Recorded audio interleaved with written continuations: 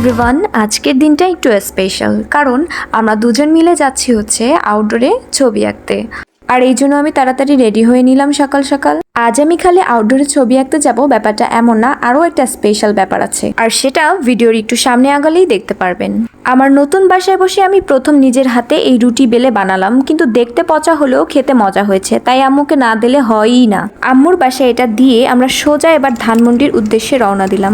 আমরা প্রায় এর আগে অনেক জায়গায় আউটডোরে ছবি এঁকেছি, যেমন রমনা পার্ক, রায়ের বাজার, বুদ্ধিজীবী এবং মিকাইলের মতো আরো ছোট ছোট গ্রামের মতো জায়গাগুলোতে। সত্যি বলতে আমার মিকাইল এলাকাটা সবথেকে বেশি ভালো লেগেছে ছবি আঁকতে। যেটা আমি আমার ব্লগ ভিডিওতে দেখিয়েছি, সেটা ছিল একটা শীতের দিন, আর এখন হচ্ছে প্রচণ্ড গরম। মিকাইল গ্রামটা হচ্ছে কেরানীগঞ্জের ভিতরে, এটা হচ্ছে কলাতিয়া বা আটি বাজারের ওই দিকে আর কি, ভিতরের দিকে। যাই হোক, এখন বাদ দিই মিকাইলের গল্প, কারণ আমি এখন এসেছি ধানমন্ডি লেকে। তাই এখানকার আমি কিভাবে ছবি আঁকি, কি করি না করি, সেগুলোই আপনাদের সঙ্গে শেয়ার করব।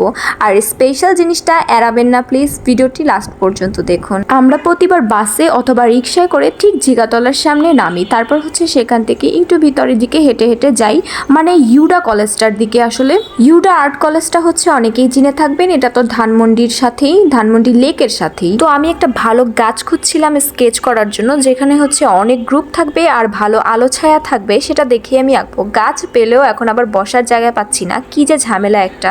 লেকের একটু ভিতরে আসতেই দেখি শুটিং চলছে।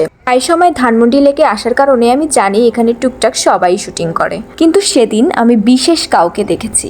আরে এ তো কাবিলা। যারা ব্যাচেলর পয়েন্ট দেখেন বা দেখেছেন তারা তো তাকে চিনবেনই, তাই না? সে হচ্ছে জিয়াউল হক পলাশ। ব্যাচেলর পয়েন্টই না, তিনি অনেক নাটক করেছেন, আমি দেখেছি। তাছাড়া সে একজন ভালো অভিনেতাও। ওখানে হয়তো বা কোনো একটা স্যাড সিন চলছে। যাই হোক, আমরা এখানে চলে এসেছি আমাদের ড্রয়িং করার জন্য, যেটা আসলে আমাদের মূল উদ্দেশ্য। তো আমি এখানে এসে একটা গাছ বেছে নিই ড্রয়িং করার জন্য। এখানে ভালো বসার জায়গাও ছিল, আর মোটামুটি একটা ভালো গ্রুপের আলো ছায়া সহ একটা গাছ আমি পেয়েও গেছি। তো সেটাই আমি এখন এখানে বসে ড্রয়িং করছিলাম। সত্যি বলতে এখানে না, সেই দিনকেই এত পরিমাণে গরম ছিল যা বলার বাহিরে। আমি খুব কষ্টে ছিলাম বাহিরে।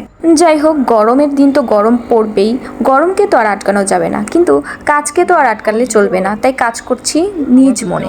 যাই হোক, একটু দুপুরের দিকে আমি এবার একটু বাসায় যাচ্ছি, কারণ বাসায় যে আমাকে এবার রান্না করতে হবে। বিয়ের আগে রান্নাবান্না করতে আমার একদমই ভালো লাগতো না, কিন্তু এখন আমার রান্নাবান্না করতে খুবই মজা লাগে, জানি না কেন। হ্যাঁ, অনেক সংসারী হয়ে গেছি, এই কারণেই হয়তো বা। যাই হোক, ইগনোর করেন এটা।